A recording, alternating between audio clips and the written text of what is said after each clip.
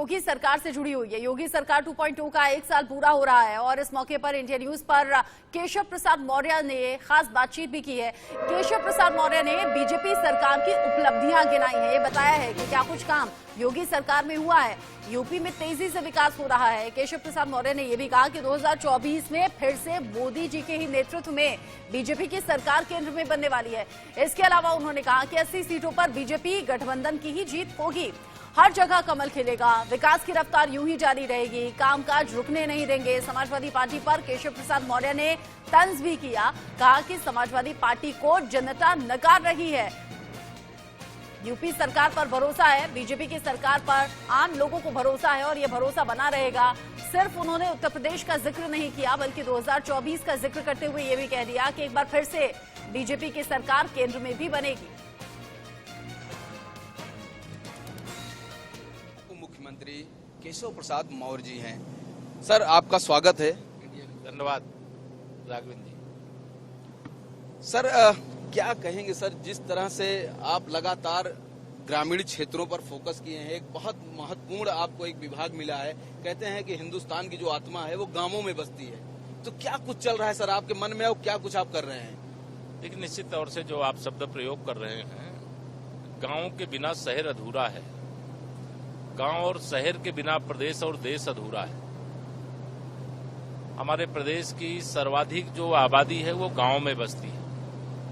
जब तक गांव का कायाकल्प नहीं होगा, गांव का विकास नहीं होगा, गांव में रोजगार के अवसर नहीं सृजित किए जाएंगे, गांव में महिलाओं का सशक्तिकरण नहीं किया जाएगा, तब तक गांव से शहरों की ओर पलायन नहीं रुकेगा। हमारी सरकार ने, हमारे विभाग ने प्रयास किया है कि गांव की समस्या का गांव में समाधान, और सरकार गांव के अंदर जनता के बीच में जाकर के उनकी जो समस्याएं उनको सुनना, उनका समाधान करना, उनको रोजगार के नए नए अवसर उपलब्ध कराने का काम करना, ये हमारा बहुत महत्वपूर्ण और प्राथमिक प्रयास है। इस समय हमने विभाग के माध्यम से जो NRLM है, जिसके माध्यम से हम समूहों का गठन करते हैं, समूह की एक बड़ी ताकत प्रदेश में 1 करोड़ से अधिक की संख्या में हमारी माताएं, बहनें, बेटियां यह समूह से जुड़ी हुई हैं और वह लगातार कुछ न कुछ उद्यम करती हैं। उसके लिए सरकार बहुत कम इंटरेस्ट पर उन समूह को पैसा देती है, फिर कोई न कोई चीज का वह उत्पादन करती है, मार्केट में बेचना अथवा सरकार के माध्यम से उनको मार्केट उपलब्ध कराना और उनकी आमदनी बढ़ाना।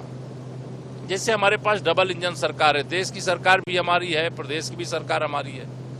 गांव के परिवेश में पहले ये रहता था कि जो घर का पुरुष है वो कमाए और बाकी सारे लोग खाएं, लेकिन माननीय प्रधानमंत्री श्री नरेंद्र मोदी जी की प्रेरणा से, उनके मार्गदर्शन में इस समय जो महिलाओं के सशक्तिकरण पर फोकस किया गया है कि पुरुष भी कमाएं और महिलाएं भी कमाएं और परिवार को आगे बढ़ाएं। परिवार आगे बढ़ेगा तो गांव आगे बढ़ेगा, गांव आगे बढ़ेगा तो फिर वैसे ही क्रम आ जाता है, ब्लॉक आगे बढ़ेगा, जिला आगे बढ़ेगा, प्रदेश आगे बढ़ेगा तो देश आगे बढ़ेगा।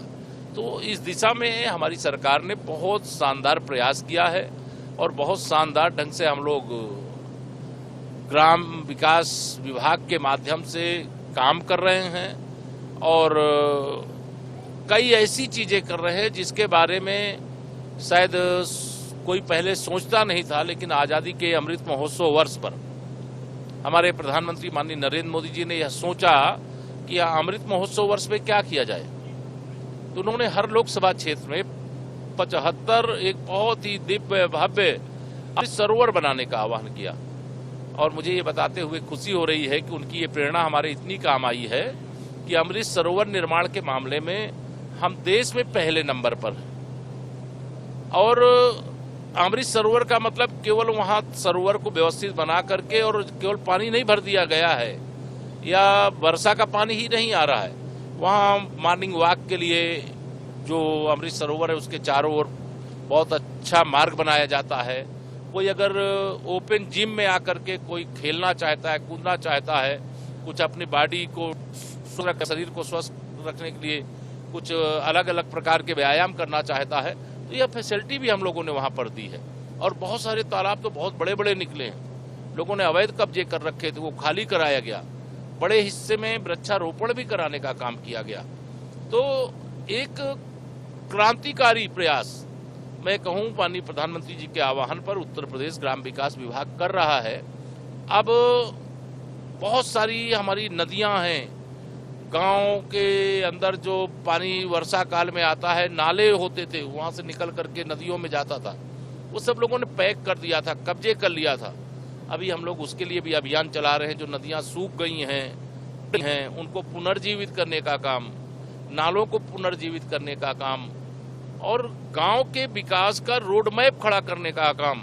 इस समय एक और बड़ा संकट है, वह है हमारे जो पशुधन है, मशीनीकरण होने के कारण से अब ना बैल के कारण से बैल से खेत की जुताई होती है, ना फसलों की जो मड़ाई होती है वो होता है। तो जैसे जब तक दूध देती हैं गैया मैया तब तक तो लोग अपने घर में पालते हैं, फिर रात के अंधेरे में उनको छोड़ने का काम करते थे। इससे रात में छोड़ देते थे, वो किसानों की फसल चरते थे। सरकार की सोच यह है कि जो लोग दूध पालन करने के लिए गैया मैया को पालते हैं, जब वह दूध देना बंद करे और उनको छोड़ना हो, तो हमने लोगों से अपील किया है कि छोड़ने का काम रात के अंधेरे में मत करिए। आपके निकटस्थ जो भी गो आश्रय स्थल है वहां पहुंचाने के लिए जरूर चाहिए। इस समस्या का समाधान होना चाहिए, ये हमारे किसान भी चाहते हैं, सरकार भी चाहती है। ये समस्या बनी हुई है तो उसका एकमात्र कारण है रात के अंधेरे में उनको छोड़ना। अभी हम जो गोचर भूमि है, चारागाह की भूमि है, उस पे लोगों ने अवैध कब्जे करके रखे थे, उसको खाली कराने का भी अभियान चला रहे हैं। उनके खाली होने के बाद वहां नेपियर घास, हरी घास तैयार करने का काम कर रहे हैं। गो आश्रय स्थल पे जो गौवंश रखा जा रहा है उनको खाने की एक अच्छी सुविधा उससे निर्माण हो रही है। आने वाले समय में हम ग्राम के अंदर जो जरूरत है बस धीरे धीरे करके हर प्रकार की सुविधाएं उपलब्ध कराने का काम कर रहे हैं। एक बहुत ही बड़ा मंत्र हमारे प्रधानमंत्री जी ने दिया। एक अभी तक हम जैविक खेती के बारे में जानते थे, लेकिन प्राकृतिक खेती के बारे में नहीं जानते थे। प्रधानमंत्री जी ने आह्वान किया कि गंगा जी के 5 किलोमीटर दायरे में जो क्षेत्र है वहां उर्वरक का प्रयोग किए बगैर हम प्राकृतिक खेती करेंगे। और विश्व बाजार में जैसे अभी मोटा अनाज जिसे श्री अन्न के रूप में लोग जान रहे हैं, वह खाने, खिलाने और दुनिया में भेजने। आज ही मैं अखबार में पढ़ रहा था कि अब हमारे जो भारतीय सेना के वीर जवान हैं, जो देश की रक्षा करने के लिए हर समय तत्पर रहते हैं, 50 साल पहले तो वहां मोटा अनाज का उपयोग होता था, बीच में बंद हो गया। अब उस दिशा में भी आगे बढ़ेंगे। सर देखा जाए तो ये पहले आप अपने कार्यकाल में जब आप दूसरे विभाग को संभाल रहे थे तब आपने बहुत ऐतिहासिक काम किया था। आपने जैसा कि जो शहीद होते थे, मेधावी होते थे, उनके द्वार तक, उनके घर तक सड़क हो या और भी तमाम तरह की सुविधाएं देते थे। इस समय इस कार्यकाल में कुछ नया चीज जो गांवों तक जा रहा हो? मैंने जैसा आपको बताया कि गांव की समस्या गांव में समाधान।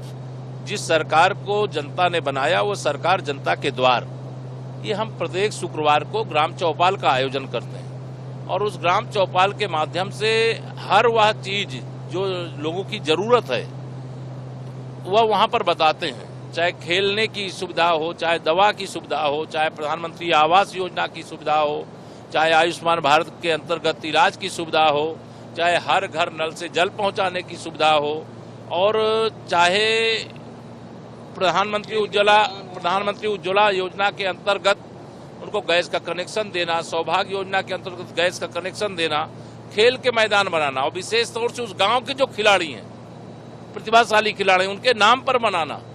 हमारे पास मनरेगा के अंतर्गत बहुत बजट रहता है और उस बजट का दुरुपयोग पहले के समय बहुत होता था। जब से हम लोगों की सरकार आई है, हम लोगों ने इस भ्रष्टाचार को रोक करके और उसे विकास में समर्पित करने का प्रयास किया है और उसका परिणाम भी गांव-गांव में वह अमृत सरोवर, खेल मैदान। कांग्रेस कहती है कि आप लोगों ने मनरेगा के बजट को ही कम कर दिया है।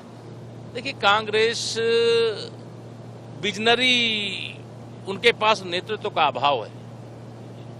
अगर एक बार ये भी कह देते वो कि हिंदुस्तान के प्रधानमंत्री माननीय नरेंद्र मोदी जी ने असंभव कार्य देश के हर घर तक नल से जल पहुंचाने का काम किया है।